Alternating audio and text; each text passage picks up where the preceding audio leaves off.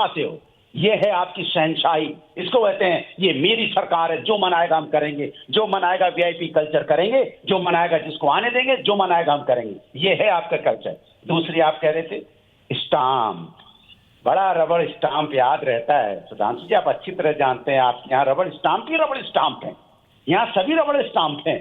और आपकी आत्मा भी जानती होगी सिर्फ रबड़ स्टाम्प ही है बीजेपी में, और कुछ है ही नहीं, इसलिए बोलने की हमें जरूरत भी नहीं है।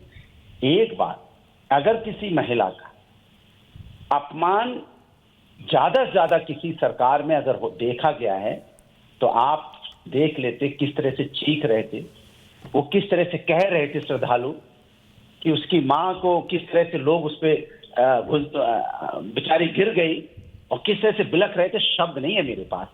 आप बात करेंगे महिला सम्मान की, आप बात करेंगे यहाँ पे जो लोग हमेशा हर को बताते रहते हैं, आप पे हाथरस की घटना पे सवाल उठाओ तो कहते राजनीति करनी आ गए, किसानों के मुद्दों पे सवाल उठाओ तो कहते राजनीति करनी आ गए। जब यहाँ पे इस तरह की भगदड़ हो गई, जहां हमारे श्रद्धालुओं की मौत हो गई, तब कह रहे हैं उसमें राजनीति करनी आ गई। अरे भैया क्या हो गया है आपको? जिस मुद्दे पे, जनता के मुद्दे पे हम बात करते हैं, उस पे आप क्या कहते थे 2013 के लिए? जब हम आपको बात करते थे तो कुछ असुविधाओं के लिए आप चिल्ला चिल्ला के कहते थे, आपने उनको बना दिया, बड़ा अशुभ था, एक व्यक्ति को आपने बना दिया जो आपके धर्म से नहीं था, इसलिए इतनी घटनाएं हो गई। अब क्या बोलोगे सुधांशु जी, किस मुंह से बोलोगे जो घटनाएं हो गई? तब तो आपने अशुभ बता दिया था।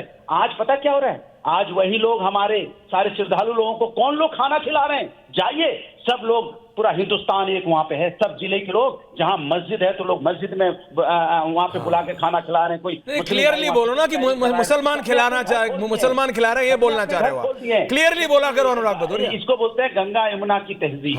गंगा जमुना की तहजीब है, सब एक दूसरे की मदद में लगे। आप नफरत, लेकिन राष्ट्रपति बेचारी कैसे है? करते सब बात कर ली, राष्ट्रपति बेचारी कैसे है? समाजवादी पार्टी नेता, देखिए ये तो बता दो प्रोफेसर साहब। देखिए राष्ट्रपति बेचारी कैसे है? मैंने सुना है, जितना मैंने सुना है, भारतीय जनता पार्टी पतंगड़ बना रही है। Poor thing. पतंगड़ बना रही है। No, you understand English pretty well, Mr. Professor. So please tell me tonight, when Sonia Gandhi calls the President of India बेचारी, no, she calls the President of India, the Supreme Commander of Indian Armed Forces, as poor thing, and you are trying to defend that? आप हल्ला मचा रहे हैं। हल्ला नहीं मचा रहा हूं, जानते हैं। She calls the Supreme Commander poor lady. नहीं, I feel sorry for you.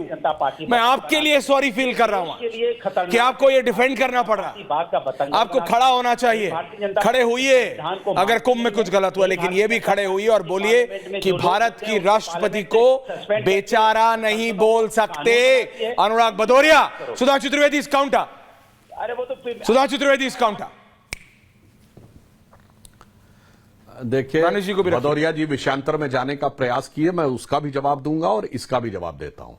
यह राष्ट्रपति को रबर स्टैंप, जो भी लोग बैठे हैं वरिष्ठ लोग, सबको ध्यान होगा, यह बात बहुत प्रचलित है कि फखरुद्दीन अली अहमद से इमरजेंसी के सिग्नेचर जारी होने के बाद यह माना जाता है, तमाम लेखकों ने लिखा है कि शायद बाथरूम के अंदर उनसे जबरदस्ती साइन करवाए गए थे। जिस समय वो नहा रहे थे, कहा गया तुरंत निकलिए और साइन करिए। यह था रबर स्टैंप। ज्ञानी जैल सिंह से जब ऑपरेशन ब्लू स्टार हुआ है, रबर स्टैंप कैसा बनाया था, और ज्ञानी जैल सिंह आज जीवित नहीं है। मैं चैलेंज कर कहता हूं, सरदार त्रिलोचन सिंह उनके मीडिया एडवाइजर थे, आज भी वो जीवित हैं। पूछ लीजिए किस ढंग से, किस बेबसी के हालात में ज्ञानी जैल सिंह जी को से क्या क्या साइन करवाया गया था और क्या क्या कहलवाया गया था।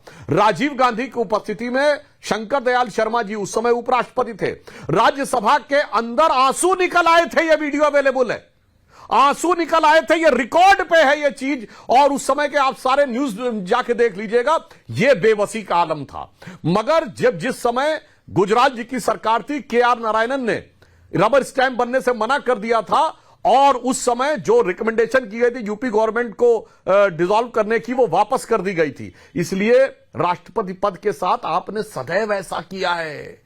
इसीलिए आप लोगों को यह लगता है कि राष्ट्रपति का पद तो हमारे लिए बहुत छोटा है। और भदौरिया जी क्या बोल रहे हैं, इनके नेता आजम खां, लोकसभा के स्पीकर की पीठ पर बैठी हुई महिला रमा देवी से आपत्तिजनक, अशोभनीय कमेंट करने के बाद सदन कहता रहा कि माफी मांगिए, 3 दिन तक माफी नहीं मांगी। सभापति के रूप में पीठासीन सभापति रमा देवी से बदतमीजी की भाषा बोली और उसके बाद माफी नहीं मांगी, और अखिलेश यादव जी ने भी इनसे नहीं कहा माफी मांगने के लिए, और दूसरा आके कुछ भी बोलना शुरू कर देते हैं, कहते हैं वहां गंगा जमुनी तहजीब है और मस्जिद में खिलाया जा रहा। बताइए किस मस्जिद में खिलाया जा रहा है? और ये बताइए अगर किसी मस्जिद में भंडारा चलता भी नहीं है, भंडारा मंदिर में चलता है और गुरुद्वारे में लंगर चलता है, और अगर खिलाया जा रहा है तो ये समझ लीजिए वो इस्लाम के हिसाब से अगर बुत परस्तों की इबादत में वो शिरकत कर रहे हैं तो इस्लाम के हिसाब से वो शिर्क है, कुफ्र है।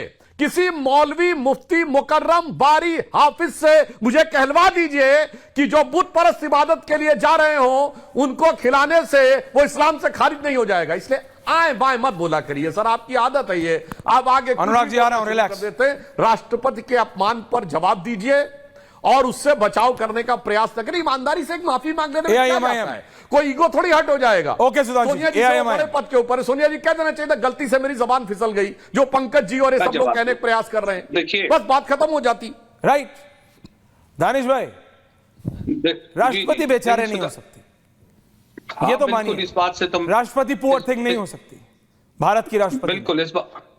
बिल्कुल ऐसा नहीं होना चाहिए, उस बात से मैं इत्तेफाक नहीं रखता हूं। जो दिया गया है ऐसा नहीं होना चाहिए। किसी को भी किसी से आपत्ति हो सकती है, लेकिन आपत्ति होने का तरीका है, चाहे सोनिया जी का हो चाहे किसी का भी हो, लेकिन इस तरीके के शब्दावली का इस्तेमाल नहीं होना चाहिए। मैं तो इस बात की तारीफ करता हूँ। लेकिन सुधांशु त्रिवेदी ने जो बात कही है, सुधांशु त्रिवेदी बहुत ज्ञानी आदमी है और उनको इतना सारा ज्ञान है कि भाई मस्जिद में लंगर नहीं चलता, कहाँ कहाँ लंगर चलता है उनको ये नहीं पता। लेकिन उनको ये नहीं पता कि अल्लाह के रसूल का कौल, अल्लाह के नबी का जो कौल था वो ये था कि पहले अपने पड़ोसी को खिलाओ।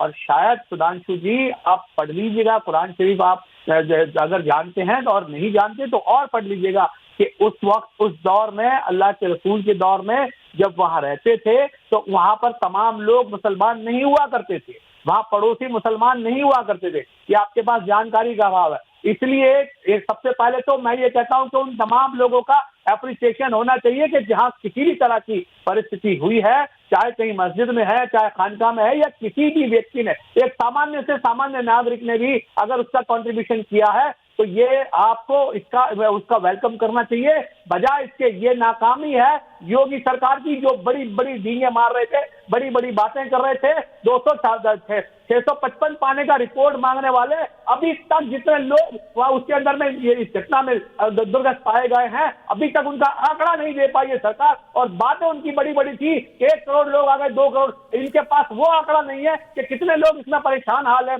और उसके बाद बातें करोड़ों की करते थे। Okay Pankaj Sharma ji, ending comments. Pankaj ji, मान लीजिए गलती हो गई, राष्ट्रपति भारत की बेचारी नहीं हो सकती, she can not be called poor thing. Pankaj ji, Sudhanshu ji जिक्र कर रहे थे जैल सिंह जी का। जैल सिंह जी इतने बेबस थे कि 39-40